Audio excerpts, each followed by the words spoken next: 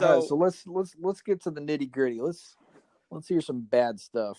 all right, so we're gonna start with outside WWE because I guarantee you, when I get to the bad stuff inside WWE, I'm gonna need a minute.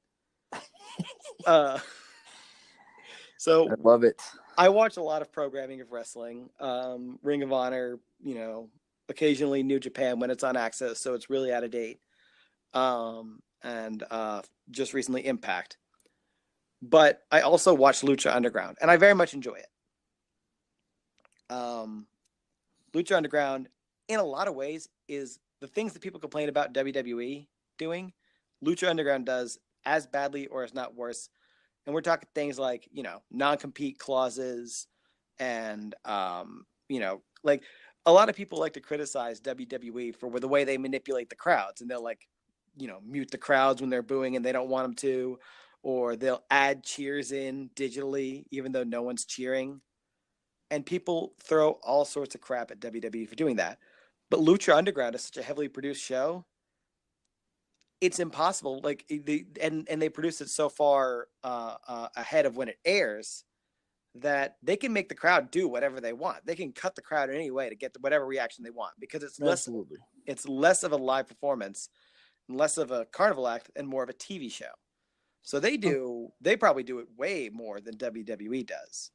So Okay, so they overproduce and they it's can do anything WWE does and possibly worse. but like I think it's a criticism that often gets overlooked Mm-hmm. because people expect it from Lucha Underground. It's sort of like they don't advertise. They're not going to lie to you and say, "Oh, well, the fans love this person," but they will get the kind of reaction that they want, and they probably get crowd shots from all over the place and stick them into whatever match they want. So, is there like a specific instance that you're Um, thinking of where you feel like they've done this? No, it was really just me just wanting to give a pass to WWE because what Lucha Underground did was some serious like WWE style booking. Lucha Underground is a heavily produced show with all sorts of like supernatural effects where they kill off wrestlers. And it exists in its own universe. Stuff that happens in Lucha Underground, stuff that happens in other wrestling organizations in Lucha Underground, it's a parallel universe. You know what I mean? Mm-hmm. They'll talk about somebody being a big name in Mexico or being a big name in Japan, but they're not going to sit here and talk about all the IWGP belts that this particular person won. They also exist in their own universe, and with all the magic powers and like all the manipulating and the way they move the weave storylines around is actually very impressive. They'll be planting seeds weeks in advance and just like sowing storylines that'll all come into bubble up and boil over the top at one particular episode like 4 or 5 episodes later. I was surprised because I'm recording this on Wednesday, so there's an episode of Lucha Underground that's airing tonight, but I'm referring to last week's episode where the week before, Marty the Moth Martinez, who is a famous character in Lucha Underground, he's been there for a while. His gimmick is just basically a sex offender. He's this really creepy dude who's always like harassing women and things like that. And like in a horror movie kind of way, not like Joey Ryan. Like he is Lucha Underground's creepy bastard. That's the chant that goes with him. That's what they call him, the creepy bastard. That's a hell of a chant. Yes. He a lesser known part of his character, because they rarely, if ever, bring it up, is that he comes from a very rich family.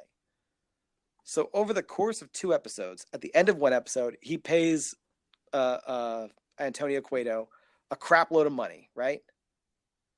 To get a Gift of the Gods title match to the next episode, which he wins, which they repeat over and over again, has a rule that you can't cash it in for, you have to give 7 days notice for a title match. If you have the Gift of the Gods title, you get a title match. It's like the Money in the Bank, but you got to give him 7 days notice. But then Antonio comes out and he's like, but he was very convincing and told me that was a stupid rule. So he's going to get a match tonight. And of course, Pentagon had been, beaten down a triple threat match up to that point. In the course of a night, Marty the Moth went from being a side character. He pays a lot of money, gets two title matches, and wins both title matches. And before the end of the night, he's now Lucha Underground champion. And it just seems to me like this was like emergency style WWE booking. The old superstar changes the rules Yeah. gimmick. And like for all the, and granted, a lot of Lucha Underground storytelling is often very cheesy and it misses the mark, but it's always methodical. You know what I mean? Mm-hmm. This case, it just seemed like there was no method at all. They just said, "Hey, we're just going to put the title on this guy in this episode." And how do we get there? He just spent a lot of money. It just really seemed out of the blue. And I'm going to list that as my thing outside of WWE that I did not like. No offense to Marty the Moth. I think he's, one of the best guys they got in Lucha Underground. Not that he doesn't deserve it. It's just kind of a shitty way to get there. Yeah, out of nowhere business. The one thing I hated this week in WWE is gonna be the thing that I hate, because everybody hates it, which is they broke up Rusev Day. They didn't. They did. Oh. Yes. Full on brawl between the two and everything. And there is,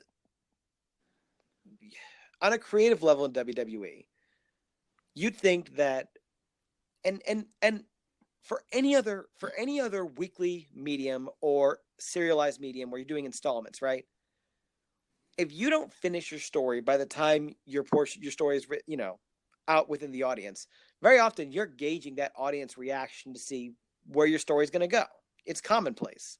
In The Walking Dead, Norman Reedus proved to be a very popular character, so they kind of pushed him into the front. You know what I mean? And this happens on TV shows and in books all the time. Where they're like, this character, you may have planned to have them killed off. Like, what's the show? Breaking Bad. Jesse Pinkman. He was supposed to be dead in season 1, but he was so popular and they loved him so much, they kept him on and he started to grow as a character. But only in WWE will they take that like feedback and resent it and just want to get rid of the things people love. Because I can't think of any other reason why they didn't want this to succeed. And one might say, well, maybe they did want it to succeed. They gave Rusev a title match. And no, they did not. And I know that because at WrestleMania this year in April, Rusev wasn't even on the card. He was not on the card. And Rusev Day was the hottest act they had in April. Easily. He was not on the card. They eventually pushed him into the card. And so that he could eat the pin in a Fatal 4-Way match for the United States title. That was throwing him a bone. And I just do not get it because, and it just seems to me like this and acts like Ty Dillinger. Let's forget about what it means to be a wrestler, because a wrestler is what you do between the ropes. Promos are what you do on the mic. But when you put all that together, when you pair it with a manager, you pair it with a valet, you pair it with gimmicks, that's what's called an act. So, like, Damian Sandow, in between the ropes, was a pretty competent wrestler. He was very good on the mic. You put all of that together, now you've got an act. The act is the sum total of everything, a person or group of persons, and the act is what they are selling. It's literally all they're selling. And this act was a license to print money. And they didn't want to know. They just I've heard a lot of stories where like, oh well, no, they gave it a chance. They put it on this. They didn't hate it. They just had it's like, look, show after show after show, he wasn't on. There were weeks of television where Rusev Day would not appear, and when he did appear, they were still treating him like a heel, even though it was the most cheered act on their show every week. And they teased for the last 4 months a breakup between the two. But then all of a sudden, like, oh, no, wait, we're giving him a title match. And then they teased a breakup again. And then they had a tag team title match. I'm surprised as anyone that this act has been going for a year because they never used it. They didn't want to. I can't think of any other reason other than they are huffing a lot of paint, which I suspect they are. They must be huffing a lot of paint back there because Who couldn't watch the two of these guys go out there and see what they do to crowds and be like, maybe we should stock more than 10 of their shirts at a show? Like, it doesn't make any sense. I can't explain it other than a couple of people, probably old guys, were like, I don't like this. I don't want this to succeed. And they find a way to do it. That's not unprecedented. It happens a lot. It happens a hell of a lot. You and I both know that. They've shown time and time again that if you're not one of the chosen ones, then they're not going to let you get over. And if you do somehow get over, they punish you for it. They punish people for doing their job. Becky Lynch is out there right now trying to be a heel, doing heel things. She cannot help but get cheered because she's Becky Lynch. It doesn't matter what she does. She just jumped Charlotte during a photo shoot and beat her down. Huge cheers. I can only imagine she goes backstage, back to Gorilla after she's done with whatever segment she's done, and she gets yelled at for not getting booed enough. Now, that's obviously my imagination. I don't know. But the fact that they can't figure that out either suggests to me that either A, they resent the fact that people don't follow their code, or they are huffing a lot of paint. Both plausible theories. And there you have it.